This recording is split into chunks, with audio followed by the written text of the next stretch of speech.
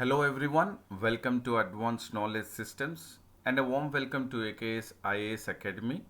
And about me, I'm Sandeep Bhushan Tumala and my credentials are I have 10 years of teaching experience for civil services. I take up international relations and internal security and the analysis of the Hindu newspaper.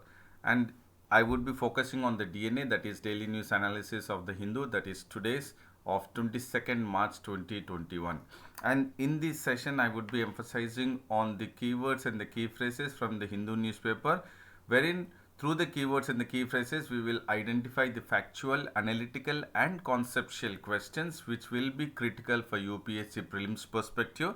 And while you imbibe the keywords and the key phrases in your answer writing, that is for the mains examination, your answers for the mains examinations would be precise and concise, and thereby you would score higher marks in the mains examinations. So this session at AKSIS Academy Daily News Analysis will certainly help you to crack both the prelim as well as mains examination of 2021. And before we get into the DNA of the newspaper, we will be focusing at the quote of the day, and the quote of the day says that self-belief and hard work will always earn you success. So if you certainly want to attain success, you need to have two things which you need to have is self-belief and hard work, and these two will always earn you or will make you get to the path of success. And now we'll get into the DNA of the newspaper, and here the key word what we would be focusing here is the refugee crisis. Yes, certainly we are aware of the military crackdown in Myanmar since February 1 because of the coup which has been taken up in Myanmar, and because of this many Myanmar nationals are sneaking into India, into the northeastern states, especially into Mizoram, and wherein there is a now humanitarian crisis in Myanmar, and that is leading to the refugee crisis along the India-Myanmar border. And this is what we need to focus from in regards to the refugee crisis, which will be useful for the mains examination, and also in regards to the relations between India and Myanmar, focusing on the military crackdown in Myanmar on the February 1st, wherein there was a military group, and in the midst of it, or amid all this tension, that is the refugee crisis, because of the military crackdown in Myanmar, the Myanmar nationals trying to take asylum or be as a refugee in India, that is in Mizoram or Myanmar or Arunachal Pradesh. This is very clear that in spite of all this, there was a virtual meeting which has taken place between the Mizoram Chief Minister Zoramthanga and the Foreign Minister of Myanmar Zin Mar Yong. So this is a critical development which we are experiencing between the Chief Minister of Mizoram and the Foreign Minister of Myanmar. So this is the issue which is in regards to the handling of the refugees, especially the military crackdown once it has Myanmar has experienced, and thereby the military taking up the entire country and the democracy being thrown away. Now many of the countries are really wanting democracy to be restored back in Myanmar, and thereby because of this military crackdown, the nationals of Myanmar entering into India as a refugee. So here the point what we need to focus is the refugee crisis, and midst of all this, the Chief Minister of Mizoram and the Foreign Minister of Myanmar had a virtual meeting, and the apart from having a diplomatic relations between India, that is from the Mizoram Chief Minister and the Foreign Minister of Myanmar, there is also a kind of scenario which has been trying to take up a situation wherein Mr. Zoramthanga, that is Mizoram Chief Minister, has also written a letter to the Prime Minister in regards to the refugee crisis, and the Chief Minister of Mizoram wanted the Prime Minister of India to intervene in the political refugees,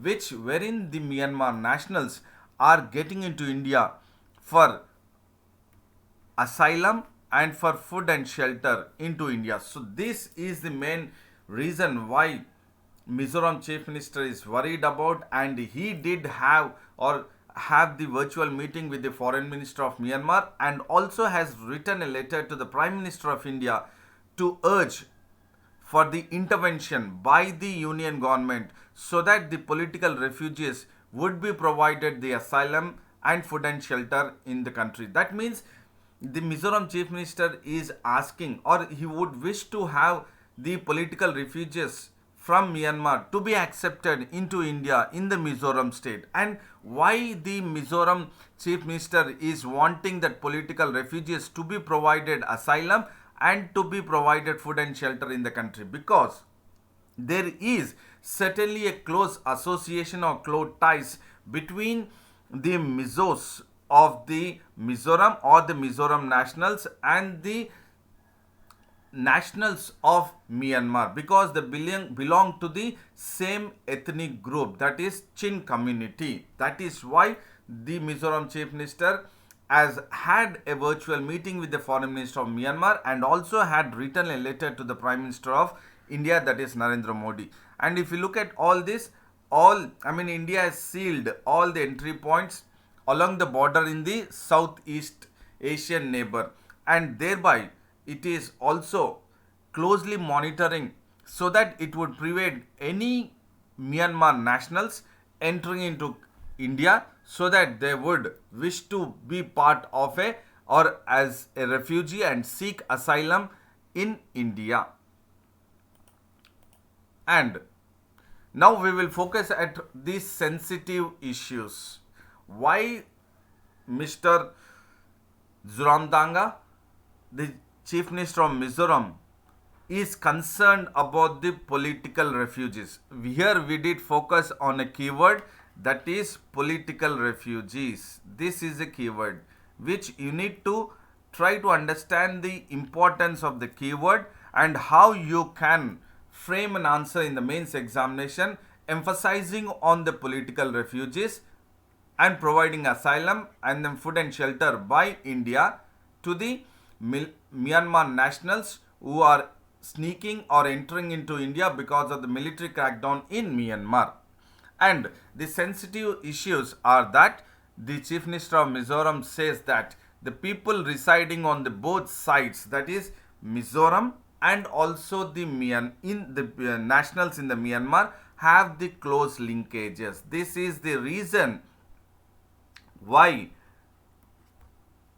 the Chief Minister of Mizoram, Zoramthanga, is wanting Prime Minister of India to intervene for the political refugees. And he also mentions that Myanmar is bordering Mizoram, and the Mizos in Mizoram and the community in Myanmar, that is the Chin community, they are like a brothers or brethren, and they have a close contacts.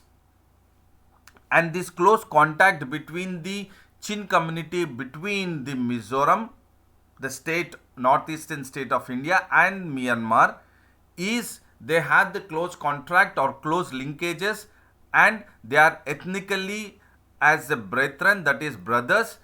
And Zoramthanga says that all these are even before India has become independent. Please do understand that the close cultural linkages or ethnic linkages, here the important point what we need to focus is ethnic and cultural linkages between the Chin communities of the Mizoram state and the Chin community of Myanmar. What Zoramthanga says that they have these close linkages and close contacts which are ethnically and culturally between the Chin community of Mizos and Myanmar is even before India has become independent, and that is why he wanted the political refugees, to be provided asylum and also food and shelter in India. And he says that India cannot turn a blind eye to the humanitarian crises which are unfolding or which are emerging in Myanmar, that is in our backyard. So thereby we need to, under humanitarian grounds, as there is humanitarian crisis which is evolving in Myanmar because of the military crackdown since February 1st of 2021. He says that India's responsibility is to provide the asylum to the Chin community, especially who are sneaking into India. And now we will look at the ties which are deeply between India and Myanmar, especially the Mizos or the Mizoram and Myanmar. And India Myanmar border, as we know that it is porous, that means you do not, it is very obvious that you can just move from the Myanmar border into Indian northeastern state, especially Mizoram, Manipur, Nagaland and Arunachal Pradesh. These are the 4 states which borders with Myanmar. Please do understand, again this is an prospective question for prelims from geography map base. Which among the following states do border with Myanmar? Is Arunachal Pradesh, Nagaland, Myanmar, that is Nagaland, Manipur, Mizoram with Myanmar. And this total, if you look at the kilometers or the border stretches between India and Myanmar, which constitutes Arunachal Pradesh, Nagaland, Manipur and Mizoram, is 1643 kilometers. And because of this 1643 kilometers border between India and Myanmar, which is porous and which is unfenced, that is, it is not fenced, and because of these 2 reasons, because the border of India and Myanmar are porous and unfenced, what is happening is completely blocking the refugees is not possible because of the tough terrain between India and Myanmar border. And in turn, Mizoram shares 510 kilometers of border with Myanmar. And if we consider Manipur, 398 kilometers. And Nagaland, it has borders with Myanmar, 215 kilometers. Arunachal Pradesh with 520 kilometers. So these all together, 4 states, it borders with Myanmar, and the border stretches between India and Myanmar 1643 kilometers. This again I am focusing from geography map base. So this is how we need to try to have a different opinion or analyzing from one perspective to another perspective. And India and Myanmar has also gone ahead with an arrangement called as free movement regime, and this is the key word. So there is an arrangement between India and Myanmar that is called as free movement regime, and this free movement regime allows the locals from both the sides, that is India and Myanmar, to travel up to 16 kilometers across both India and Myanmar on the other side. And once they travel up to 16 kilometers, it could be into India 16 kilometers or into Myanmar 16 kilometers, they can stay in their respective, that is, it could be in India or Myanmar up to 14 days. And this arrangement is called as free movement regime, and this is the arrangement which is between India and Myanmar. And if you look at in the month of March 2020, this arrangement called as free movement regime was suspended between India and Myanmar. Why it was suspended? Because of the COVID-19 pandemic situation, or the movement of the people between the borders, international borders between India and Myanmar has been closed or suspended because of the COVID-19 situation or pandemic situation. So free movement regime, which is an arrangement which allows the locals from both India and Myanmar to move into the other side up to 16 kilometers and wherein they can stay up to 14 days, has been suspended on March 2020 because of the COVID-19 pandemic situation. So here the keyword is free movement regime is the keyword, which could be a probable question for the prelims perspective, that which among the following statements are incorrect in regards to the free movement regime. And this is between India and Myanmar. And again further, on February 26, 2021, that is this year, the state government has issued the standard operating procedure. It is the government, Mizoram government has gone ahead with issuing in an SOP to the deputy commissioner that how to deal the refugees or how to handle the refugees which are entering into India because of the military crackdown in Myanmar. And later on again, the Ministry of Home Affairs has revoked the directions which were issued by the state government, that is in regards to the standard operating procedures. Please do understand, here we need to have a sequence of the FMR and then FMR being suspended because of the COVID-19 pandemic situation, and then later on once the refugees, that is Myanmar nationals entering into India, to avoid or to overcome or to shred the kind of the torture by the military because of the military group, the Myanmar nationals started entering into India, and thereby the state government has issued the standard operating procedures to the deputy commissioner to handle the refugees. In turn again, this standard operating procedures were revoked by the directions of the Ministry of Home Affairs, and after that the Ministry of Home Affairs, once it has revoked the SOPs, it has given directives to the Myanmar or to the entire Myanmar nationals who are entering into India that no one is being allowed to enter into India. So clear-cut directives by the Ministry of Home Affairs after revoking the state government standard operating procedures. Now the Ministry of Home Affairs have asked the states of the northeastern which are bordering with Myanmar that they cannot or they do not have the power to allow the foreigners or the Myanmar nationals into India.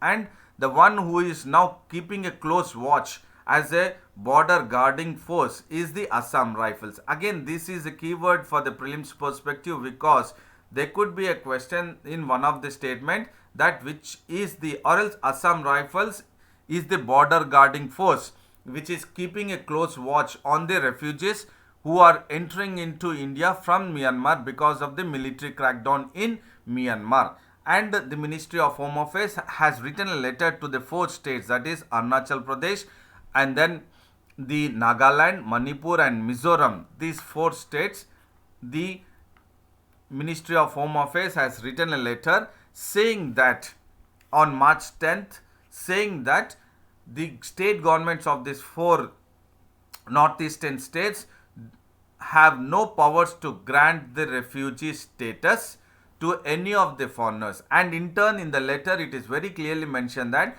as India is not a signatory to the United Nations Refugee Convention of the year 1951 and 1967, so no state or the 4 states of the northeastern states which are bordering with Myanmar do not have any powers to grant the refugee status. Now, the granting the refugee status falls into the ambit of the Ministry of Home Affairs, and this is also now you need to focus how the refugee status is being granted in India, that is by the Ministry of Home Affairs, and it is very clear by the letter which has been provided or the direction given by the Ministry of Home Affairs to the 4 state governments of the northeastern state that they do not have the power to grant the refugee status. And the other one is not only to the Myanmar nationals or to any foreigners, as and also India is not a signatory to the United Nations Refugee Convention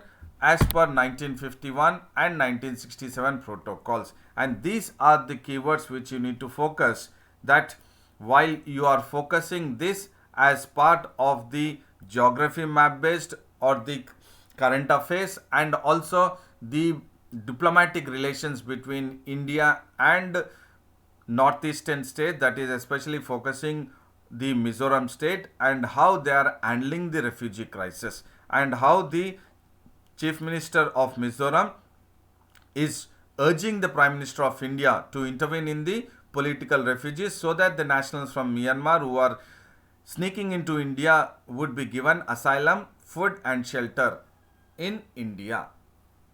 And the another news what we have is in regards to the barter system. So we know this as per the economy.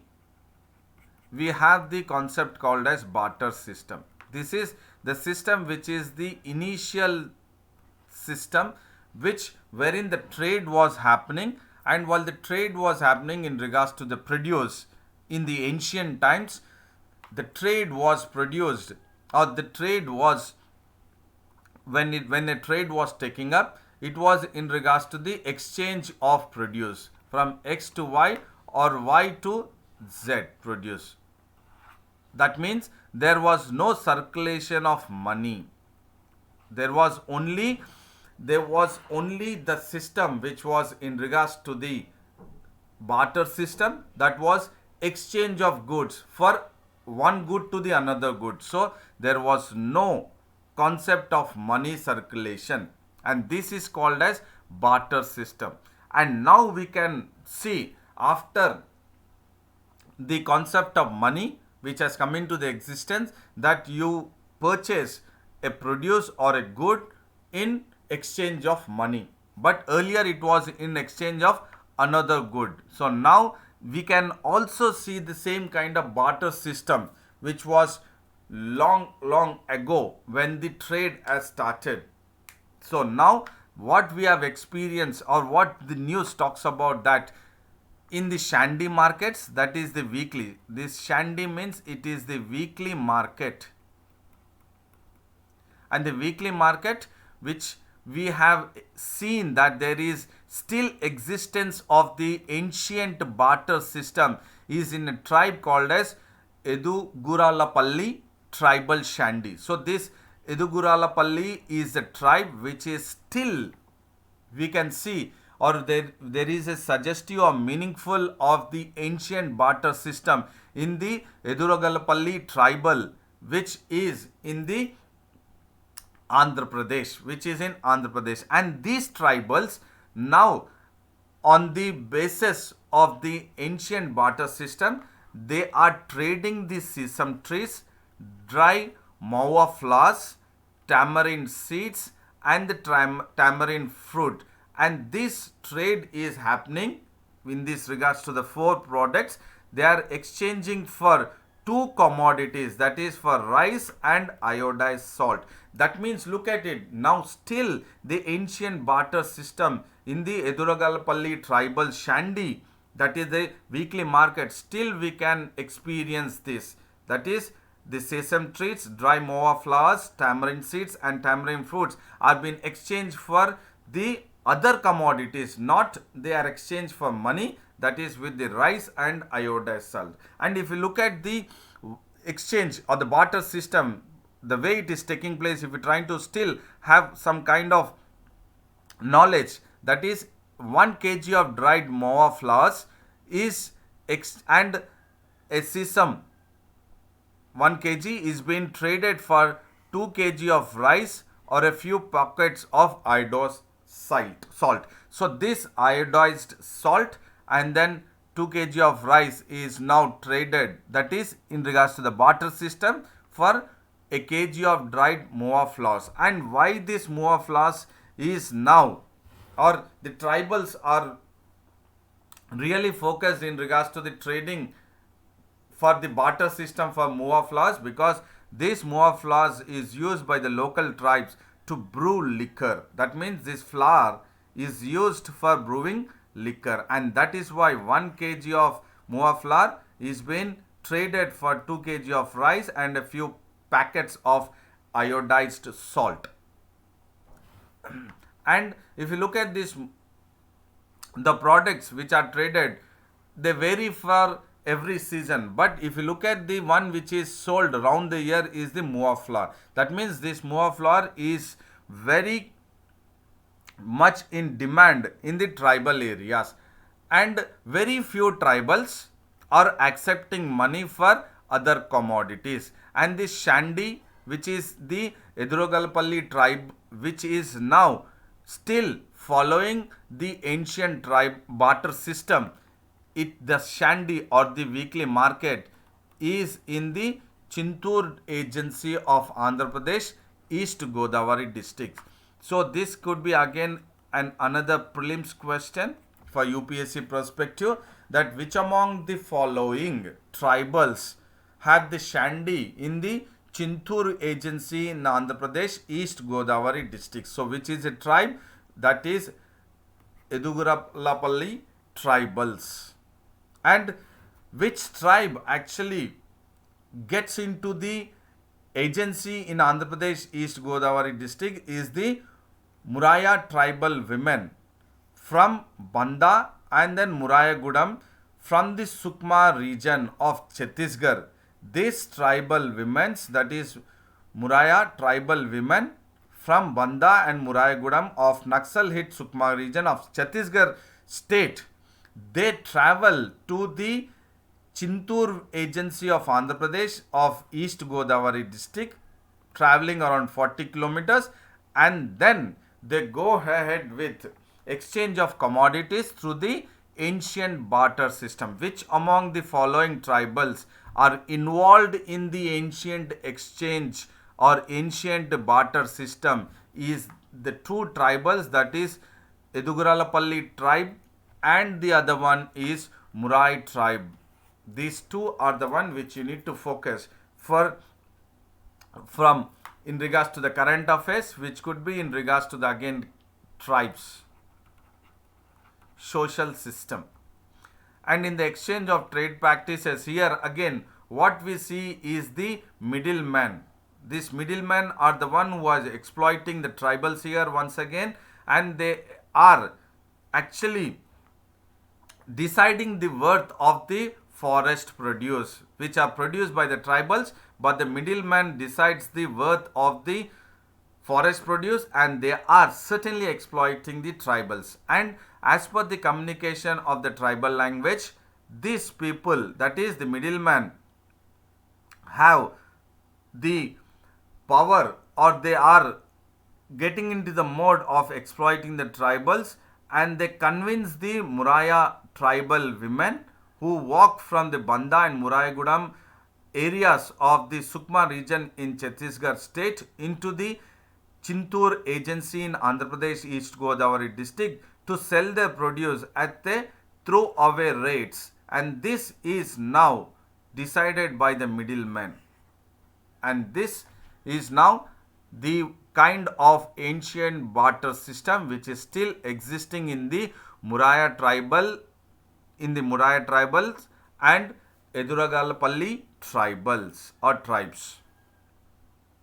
And there is another news which talks about the infrastructure development or the road construction which is taking place by the Central Power Works Department, and this CPWD has come up with the tenders of worth 212.99 crore for the laying and maintenance of the 3 roads in the India-China border, especially in the Ladakh, that is the Union Territory of Ladakh. And this 212.99 crore worth of tender is for construction of 3 high altitude roads. This is important. High altitude roads are being constructed by the CPWD department, and they have floated the tenders, and these high altitude roads would be constructed in the India-China border in Ladakh Union Territory, and it is in the work it takes place in the Leh district of the Ladakh Union Territory at the international border between LAC, between India and China in the Ladakh. And this project is titled as to India-China border from Indo-Tibetan border police. So this project is taken up by the ITBP base, which is now at Shillongla, and then Yakmil, and then Hena. So these are the 3 areas wherein the 3 high altitude roads are being laid and maintained by the CPWD department. So this is the infrastructure development which the central government is now, the government of India is taking up at the international border between India and China. And if you look at all these 3 high altitude roads are a single lane projects.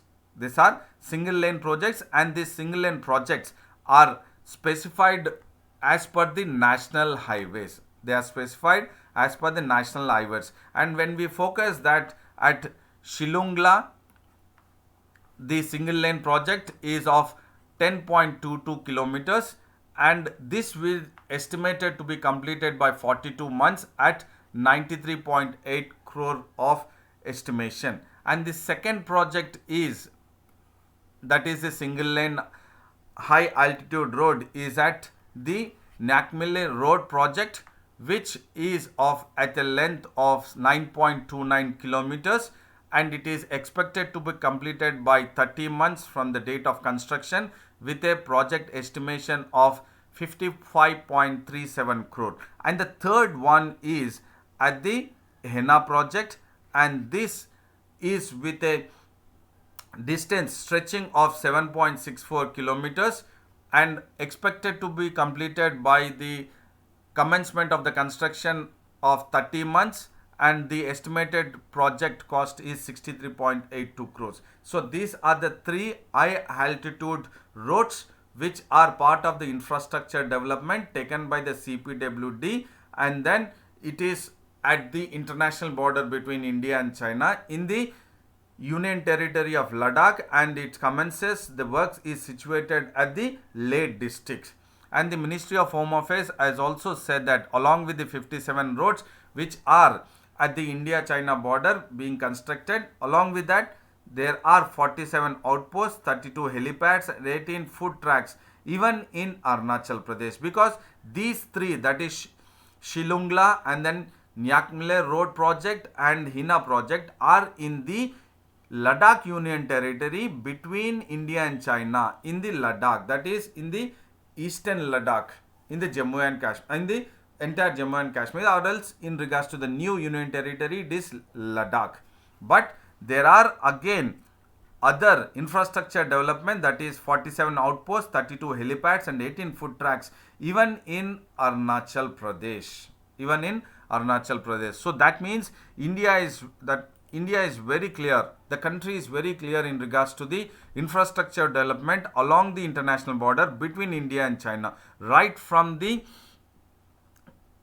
Jammu and Kashmir to Arunachal Pradesh, or Union Territory of Ladakh to the Arunachal Pradesh. So this again you can focus in regards to the internal security, the importance of the laying and maintenance of the three high altitude roads at the Shillongla, Nyakmele and then Henna.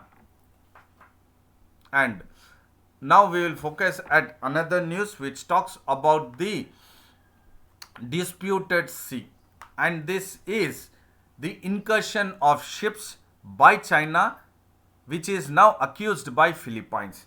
So we have seen this kind of incursion by China in the South China Sea since long time, and earlier also Philippines has raised the concern in the International Court of Justice, the incursion of China or coming up with the artificial islands in the South China Sea. So this is the cause of concern not only for the Southeast Asian countries in the South China Sea, but rather it is a concern to India also. It is a concern to the Indo-Pacific countries. It is a concern to even US, because the way the China is trying to expand its arms or expand its area in the exclusive economic zones of the Southeast Asia or Southeast Asian countries, or specifically in the South China Sea regions, that is a cause of concern from various countries across the world, and especially from the Southeast Asian countries and from Indo-Pacific countries, and also from USA. And this is because definitely China is avoiding, or it is going beyond the United Nations Framework Convention on Law of the Sea. What is being raised against China by incursion into the waters of Philippines is that the Philippines has said that, or it has accused China that China has incurred or incursion of China, that is with 200 militia boats were spotted in a disputed reef in the South China Sea. This is very crucial, important for geography map based and also for current affairs. Why I am saying is that we will focus at what is the disputed reef, which wherein it is in South China Sea, wherein the Philippines have spotted around 200 militia boats being incurred, or the incursion of these ships in the waters of Philippines, and this is as per or against the United Framework Convention on Laws of the Sea. So this is in regards to the navigation, law of navigation. What are the law of navigation in the sea, or in the having the kind of international waters? So what the countries, various countries have the law of navigation in the international waters, and what is that the law of navigation which has a restriction of navigation into the particular country's waters, that is the particular country's water, if it is the nautical miles, then the any other country should not enter into the particular country's nautical miles. If it is in the international waters, yes, as per the United Framework Convention on Law of the Sea, any country can go ahead with having its navigation. But if it is into the nautical miles of the particular country, then it is a cause of concern. And that is on that basis itself, the Philippines has accused China of having spotted 200 militia boats in the disputed reef of South China Sea. And the Philippines Coast Guard has detected in line formation, that is a particular line formation, as we can see it in this image, in the or at the boomerang shaped Whitsun Reef. So what is the disputed reef in the South China Sea, which the Philippines have spotted 20 militia boats, that is at the shape, or it is in the reef called as Whitsun Reef, which the Whitsun Reef, the shape of the Whitsun Reef is boomerang shape. So it will be like this. This reef will be boomerang shape. This way is the shape of the Whitsun Reef, which is a disputed reef between Philippines and China, and around 320 kilometers of nautical miles of the west of Palawan Island. So this reef is close to which of the following islands? It is close to the Palawan Islands, around 320 kilometers. Again, I am saying this is crucial for current affairs or geography map based, that we need to understand while we are analyzing this information.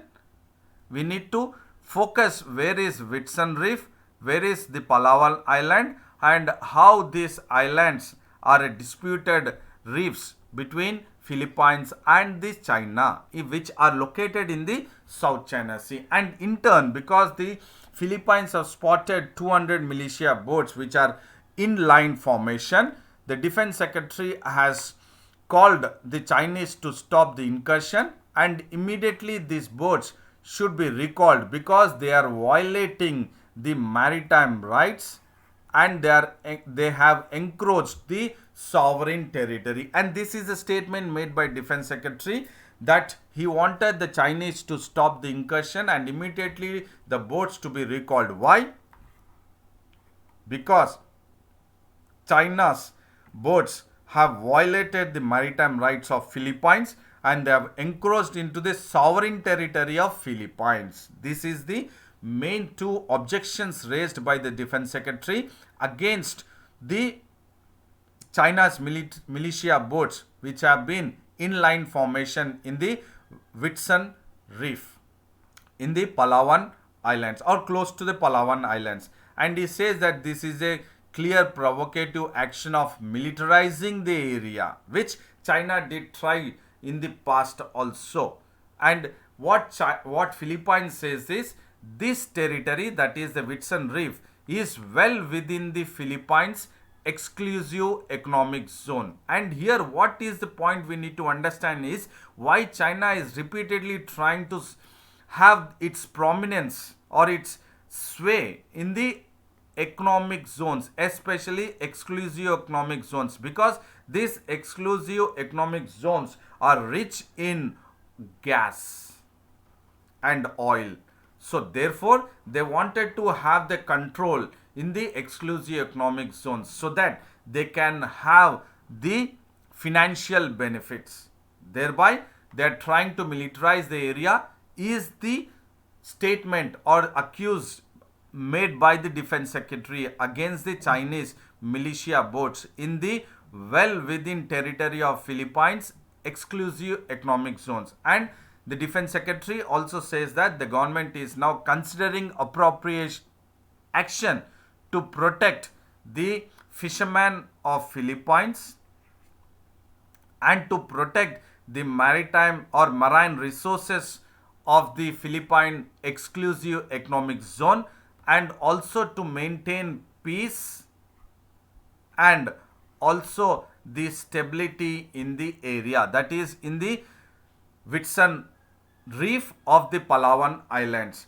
And we have seen that US has also previously accused China of using this maritime militia to intimidate, to coerce and to threaten other nations in the South China Sea, especially the Southeast Asian countries, and to have its claim over the entire South China Sea. That could be in the or trying to have or intimidate, coerce and threaten. It could be Cambodia, Laos, Vietnam, Brunei and now Philippines. And this is how we need to focus about the South China Sea issue. This is in regards to the South China Sea issue, which China is trying to use its maritime militia and intimidate, coerce and threaten other nations and have its presence in the exclusive economic zone of these various other countries in the South China Sea, which are part of the Southeast Asian countries. And now if you look at, this is Philippines,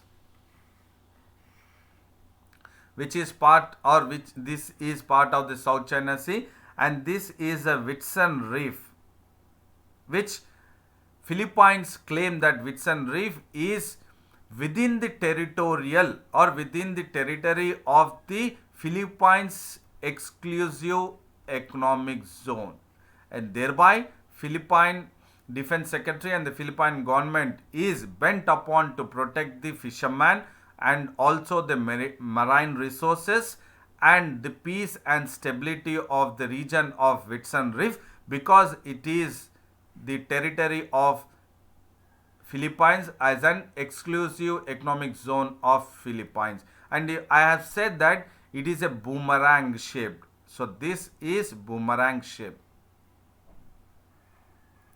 This shape is called as boomerang.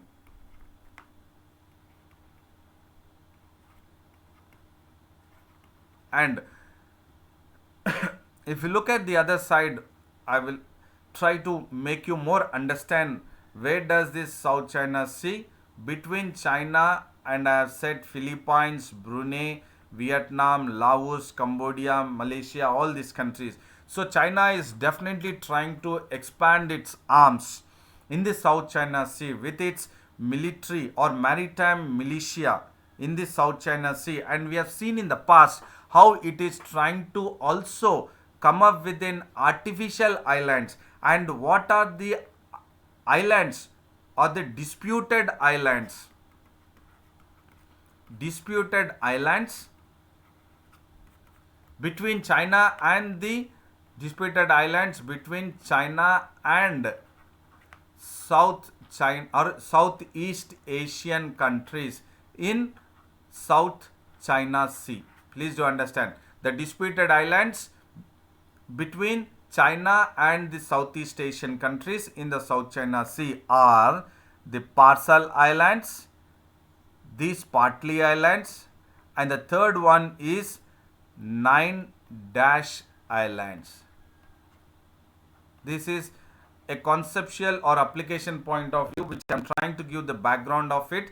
What are the issues or the disputed islands which China is creating, or China would wish to have its sway or dominance in the South China Sea? That is Parcel Islands, Spratly Islands and 9 dash islands. So where are the 9 dash islands? So if we focus very clearly, I would mention it again, which is again very crucial for geography map based.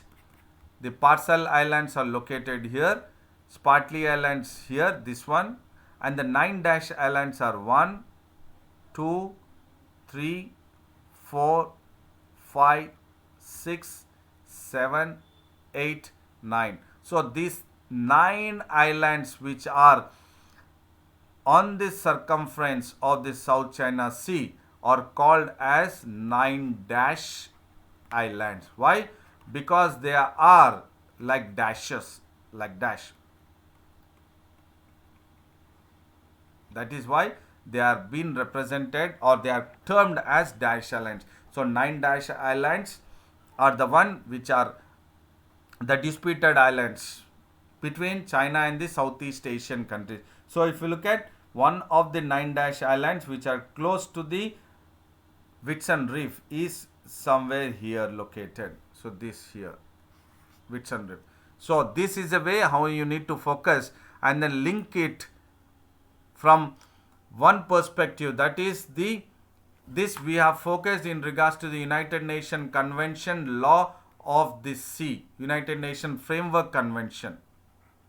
United Nations Framework Convention on Law of the Sea. So this we have focused, and also in regards to the law of navigation. So when we are talking about law of navigation, it is in regards to the international waters and then the particular country national waters. That is in regards to the nautical miles. So we have focused this Whitsun Reef, which is 175 nautical miles of west of Palawan Islands, and the Whitsun Reef, as per Philippines, they say it is within the territorial or the territory of the exclusive economic zone of Philippines. So this we have focused from the South China Sea, the kind of China's aggression in South China Sea. From the international relations perspective, we have focused this.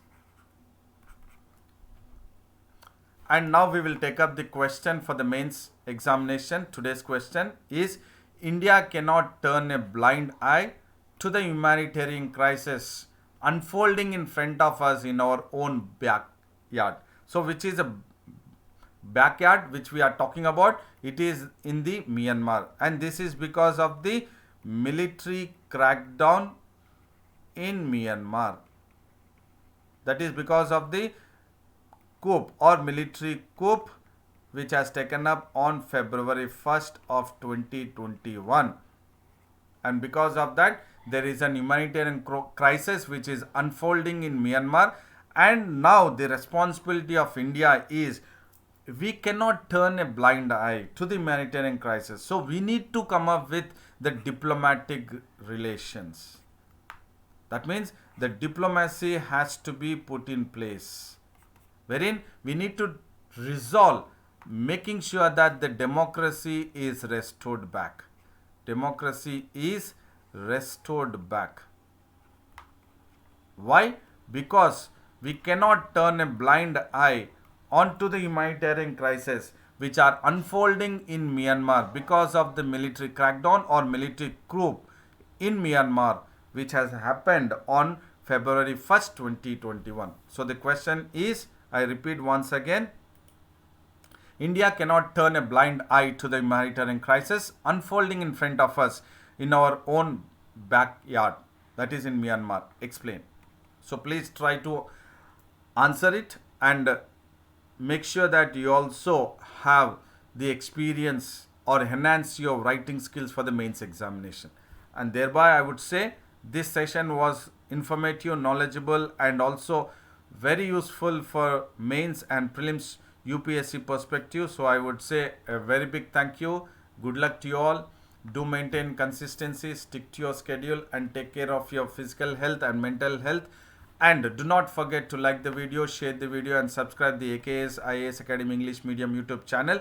And also do have the access to the website and also to the Telegram link of AKS IAS Academy, that is Advanced Knowledge System. And then see you again for the DNA of the newspaper, Hindu newspaper at AKS IAS Academy tomorrow. And then till then, thank you, goodbye, and then take care.